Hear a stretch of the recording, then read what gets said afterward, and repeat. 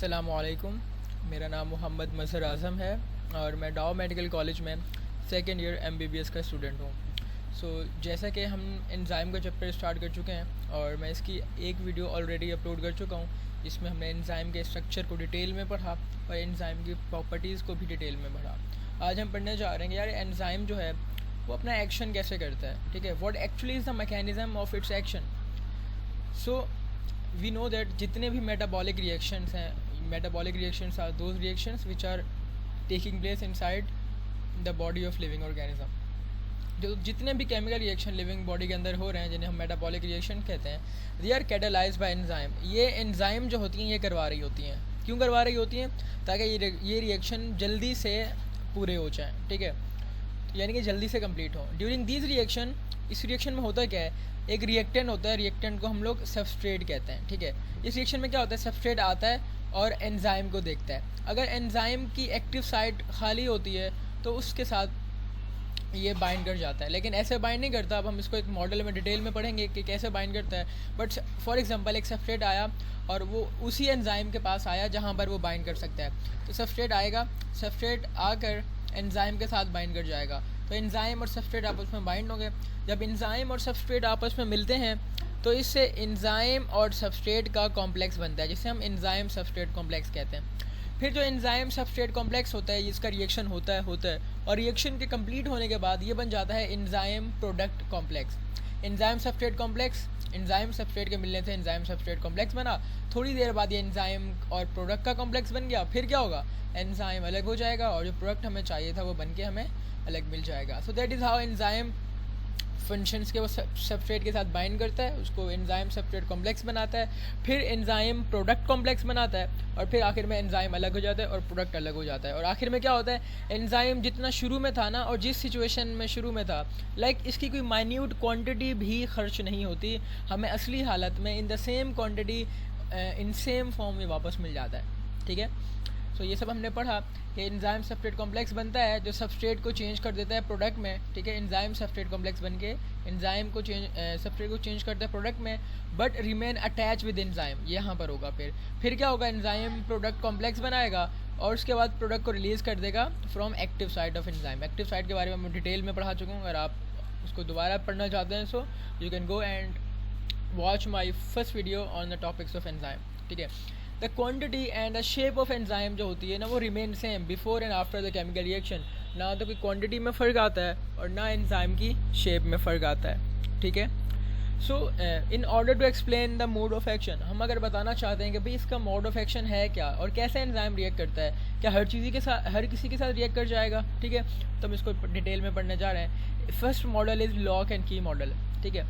पहला मॉडल दिया गया था that was lock and key model, ये फिशर ने दिया था, ठीक है। और according lock and key model, ये लॉक एंड की मॉडल कहता है कि एंजाइम जो है ना वो एक ताले की तरह बिहेव करता है। लॉक, जिस तरह ताले को खोलने के लिए हमें एक ख़ास चाबी चाहिए होती है ना, ठीक है, इसी तरह एंजाइम की जो एक्टिव साइट है वो एक ताले की एंजाइम एक ताले की तरह काम करता है। और जिस तरह ताले के अंदर चाबी फिट करने की जगह होती है, इसी तरह एंजाइम के अंदर सबस्ट्रेट फिट करने की जगह होती है जिसे हम एक्टिव साइट कहते हैं। और एक्टिव साइट जो होती है उसका खास स्ट्रक्चर होता है जिसको हम रिजिड स्ट्रक्चर कहते हैं। रिजिड स्ट्रक्चर इज़ लाइक कि वो पक्का स्ट्रक्चर है, आप उसको अंदर कोई चेंज नहीं कर सकते, ठीक है।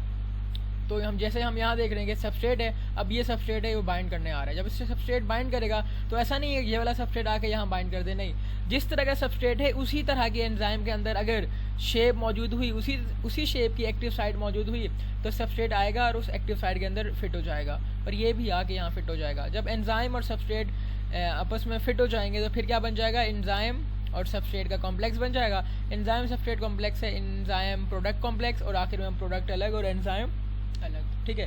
तो हमने देखा कि कैसे दो रिएक्टेंट आए, दो सबस्ट्रेट आए, एंजाइम के साथ उन्होंने बाइंड किया और फिर ये प्रोडक्ट बना। और बिल्कुल एक ख़ास ही सबस्ट्रेट एक ख़ास शेप वाले एंजाइम के अंदर फिट कर सकता है। ऐसा नहीं कि किसी भी शेप का एंजाइम आके सबस्ट्रेट आके फिट हो जाए एंजाइम के अंदर। तो इस मॉडल को कहते हैं lock and key model. And according to this model जो पर्टिकुलर एंजाइम है it act as a particular substrate, act on a particular substrate. Particular enzyme, this enzyme will act on only this type of substrate, ठीक है। Like a particular lock can be unlocked by a particular key, जिस तरह खास चाबी ताला है खास चाबी से अनलॉक हो सकता है। तो this theory depend upon physical contact, ये थ्योरी जो है फिजिकल कॉन्टैक्ट पर डिपेंड करती है between the substrate and enzyme molecule. तो फिजिकल कॉन्टैक्ट पे ये डिपेंड करती है। जो एक्टिव साइट है कहना एक एंजाइम की, it has a distinct shape, एक खास शेप होती है जिसको हम रिजिड कहते हैं। ये रिजिड है यानी कि फिक्स शेप है। एंड डिस्ट्रीब्यूशन ऑफ चार्ज, जो इसके अंदर एक चार्ज की डिस्ट्रीब्यूशन होगी, it is always complementary to its substrate. यानी कि अब देखो एक्टिव साइट की एक खास शेप भी होती है, उसके अंदर चार्ज भी मौजूद होता है। तो जो एक्टिव साइट का चार्ज है वो भी ख़ास होगा, वो ऐसा ख़ास होगा कि लाइक एक ख़ास ऐसा चार्ज होगा कि उस चार्ज का कॉम्प्लीमेंट्री चार्ज हमारे सबस्ट्रेट के साथ मौजूद होगा। सबस्ट्रेट आएगा और इसके अंदर फिट हो जाएगा, जैसे हमारे लॉक के अंदर की आगे फिट हो जाता है। Similarly enzyme allow few complementary molecules to fit in. Enzyme जो होता है कुछ मॉलिक्यूल्स को अलाउ करता है फिट इन के लिए और रिएक्ट करता है while rejecting even Fairlie similar molecule. Even के अगर ये इस तरह की शेप का है तो कोई अगर इस तरह की शेप का आ जाएगा ना तो उसको भी रिजेक्ट कर देगा, नहीं बोलेगा मुझे परफेक्टली रेक्टेंगुलर शेप चाहिए, ठीक है। तो यानी कि जो इवन के कुछ सिमिलर मॉलिक्यूल्स भी होंगे ना लॉक एंड की मॉडल, उन्हें भी एक्सेप्ट नहीं करेगा। So according to this these enzyme जो होती हैं they work in absolute specificity, ठीक है। ये दे आर एब्सोल्यूटली स्पेसिफिक, यानी कि they can catalyse only one substrate. तो लॉक एंड की मॉडल कहता है कि एक एंजाइम जो होता है सिर्फ एक सबस्ट्रेट के साथ रिएक्शन करके उसे कैटेलाइज कर सकता है। ये एमसीक्यूज का पॉइंट है, ठीक है।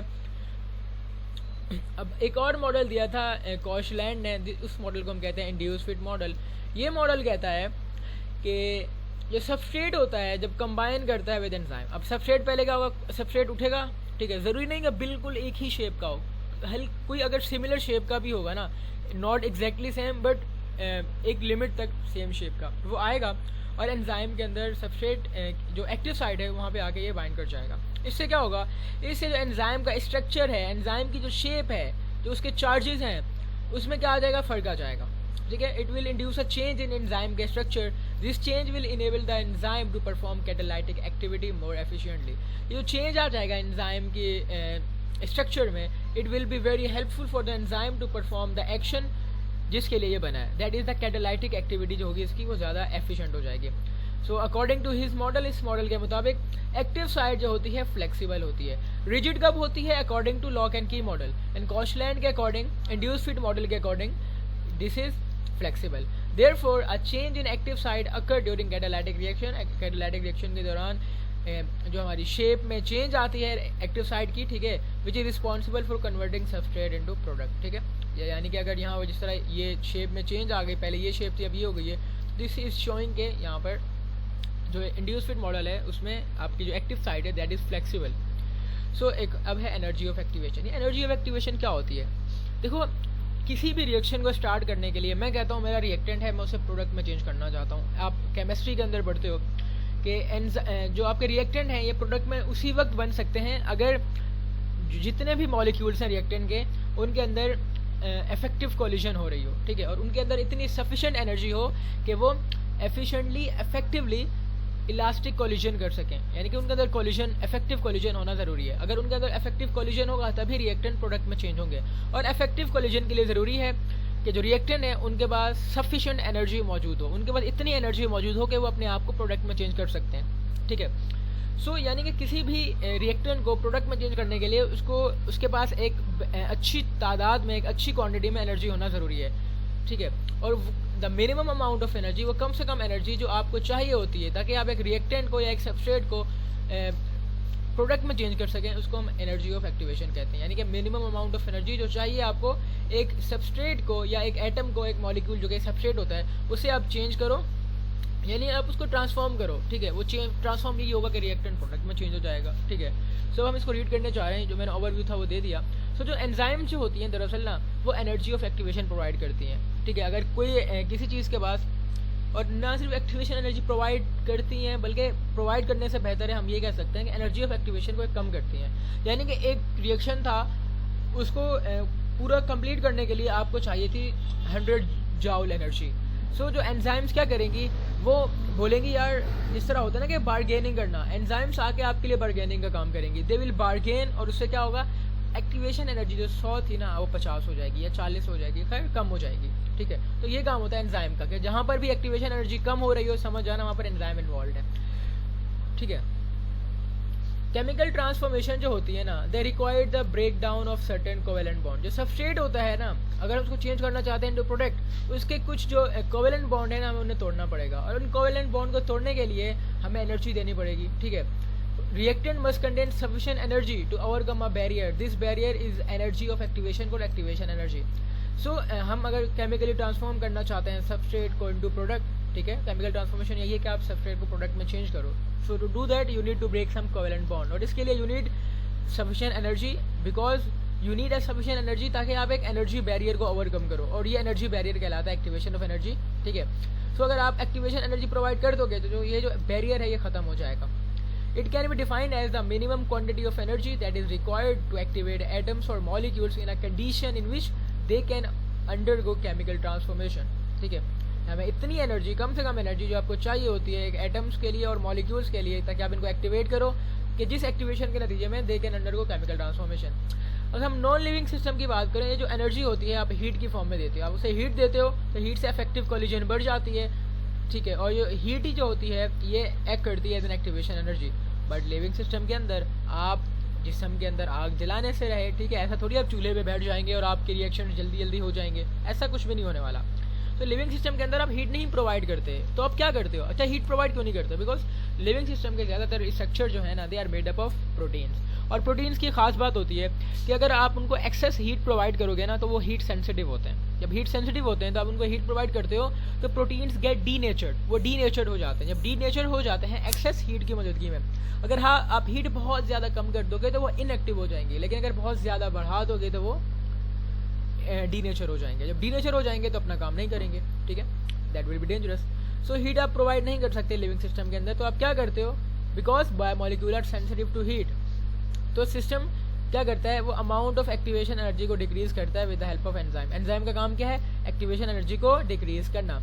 जो इंपॉर्टेंट रोल एंजाइम करती है ना इस रिएक्शन में, कि वो क्या करती है, they lower the activation energy of the reaction. Enzyme react करती है एनर्जी रिच और एनर्जी रिएक्ट करती है एनर्जी रिच और एनर्जी पुअर मॉलिक्यूल्स के साथ, और एक इंटरमीडिएट कॉम्प्लेक्स बनाता है, ठीक है। अब ये है फॉर एग्जांपल रिएक्टेंट, ये रिएक्टेंट को आपने इन प्रोडक्ट में चेंज करना है। तो सबसे पहले आपको अगर एंजाइम नहीं है आपके पास, तो आपको इतनी ज़्यादा एनर्जी चाहिए थी। ये जो यहाँ से रिएक्टेंट, ये जो स्टेट है ना ये वाली, इसको कहते हैं एक्टिवेटेड कॉम्प्लेक्स, ठीक है। इंटरमीडिएट कॉम्प्लेक्स कह लें, एक्टिवेटेड कॉम्प्लेक्स कह लें, यानी कि आपको पहले रिएक्टेंट को इंटरमीडिएट कॉम्प्लेक्स में चेंज करना होता है, और इंटरमीडिएट में कॉम्प्लेक्स करने के लिए आपको एक्टिवेशन एनर्जी देनी पड़ती है। अगर एंजाइम नहीं है तो आपको इतनी सारी एक्टिवेशन एनर्जी देनी पड़ेगी। बट अगर आपके पास एंजाइम है तो ये वाला ग्राफ शो कर रहा है कि पहले एक्टिवेशन एनर्जी इतनी थी, अब कम हो गई है। तो अगर एक्टिवेशन एनर्जी कम हो गई है, इसका मतलब है यहाँ पर एंजाइम आ गई है। तो एक्टिवेशन एनर्जी विद एंजाइम जो होती है वो कम हो जाती है। तो आप इंटरमीडिएट स्टेट जो है, इंटरमीडिएट कॉम्प्लेक्स जो है वो आराम से बना सकते हो, और जब इंटरमीडिएट कॉम्प्लेक्स बन जाता है तो वो चीज़ आराम से प्रोडक्ट में चेंज हो जाती है। और ये जो होता है ना, it shows the change in free energy, यानी कि ये फ्री एनर्जी का चेंज शो कर रहा होता है, ठीक है। So this complex again breaks into product and enzyme, ठीक है। इंटरमीडिएट कॉम्प्लेक्स जो होता है वो फिर प्रोडक्ट में टूट जाता है और एंजाइम अलग हो जाते हैं। आप एंजाइम को दोबारा यूज़ कर सकते हो एनर्जी ऑफ एक्टिवेशन को कम करने के लिए, ठीक है। So if activation of this